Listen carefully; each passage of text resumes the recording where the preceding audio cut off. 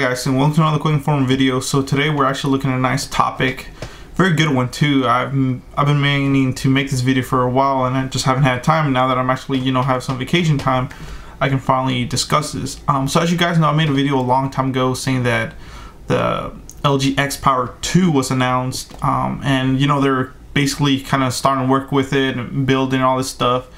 So it's big news. Everybody's waiting for the LG X Power 2. Of course, the LG X Power 1 was amazing, especially with big battery life, and a lot of people can get it, especially free if you do porting right now. So I was like, let's go ahead and dig around, because even myself, I'm like, wait, what happened to that phone, the LG X Power 2? Nope, they really haven't announced anything really or done anything really about it. So I'm like, let me go ahead and do some research and get some information for you. So let's go ahead and follow me to the screen on the computer, and dug up a little bit of information for you guys so we can see where it is. And I know you guys have been asking about it, so have I, so let's get to it. So the LG X Power 2, a follow-up of last year's X Power, claims it can go 2 days on a single charge driven by a high capacity battery. It clocks in at 4,500 milliamp, which is freaking amazing, guys. The previous one had 4,100, and a lot of people were amazed with that battery, honestly. For such a little phone, it was powerful, and no, you can't remove it. So same thing like the first one, you cannot remove the battery. So don't even try it. It goes against the warranty.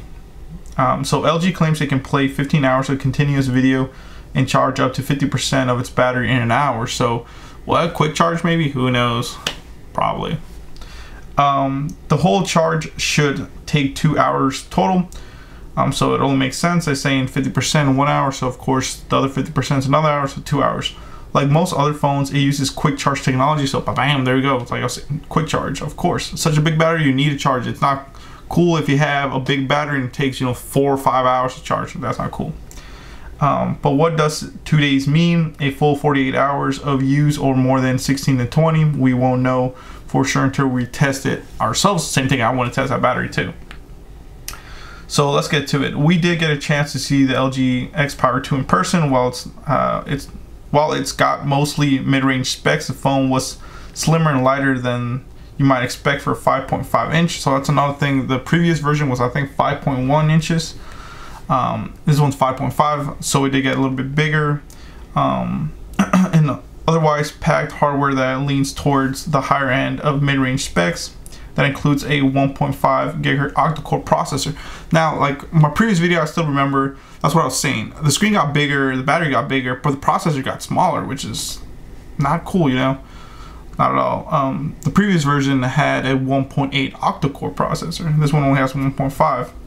And a 13 megapixel rear facing camera, so that's another good thing. I don't know. Sorry. Basically, the previous version of the X Power 1 only had 8 megapixels. This one has 13, so that's pretty nice. It does get some upgrades. It's certainly not as exciting as LG's other phones, blah, blah, blah. So let's get into maybe release date or if it's out and all that cool stuff. There's no official pricing yet, but look at the cost about the same to the original LG X Power, maybe a little more, about 150 at the low end.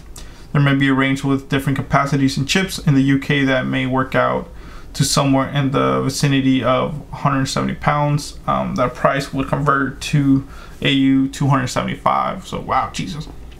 So yeah, it's on for these specs. You can definitely see at least 130 to maybe 150 price range. I would definitely say it's not that bad. So hardware specs, it's gonna have a 5.5 inch screen, 4,500 milliamp battery, 13 megapixel rear facing camera, 5 megapixel front facing camera, 2 gigabytes or 1.5 gigabytes of RAM, 16 gigabytes of internal memory, internal storage with expandable up to 2 terabytes. Jesus Christ. So yeah, guys, definitely worth it. 16 gigs, I mean, that's kind of the standard now. It was like 8, now it's 16.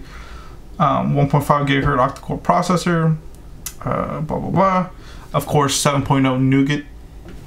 So let's see, and then the final part is, here we go. The sequel phone will be available in March and launch in Latin America first. So this phone for some reason is going to come out in Latin America first, about March. So by this time it's out. Afterwards, it will roll out in the US and countries in Asia and Europe, as well as other regions. So it just came out basically like, what, 2 months ago in Latin America. So now we're waiting for the US and Asian and European market to come out. So I'm predicting probably August, maybe September, this phone's gonna come out, guys. Of course, you already know, subscribe, hit that notification button too, if you want to be the first one to find out, because I'm definitely gonna be doing more research about this since it's a popular topic, and I want to know, and I can't wait. You know, I'm already gonna get this phone, review it, and unbox it, and maybe even give it away. You know, who knows?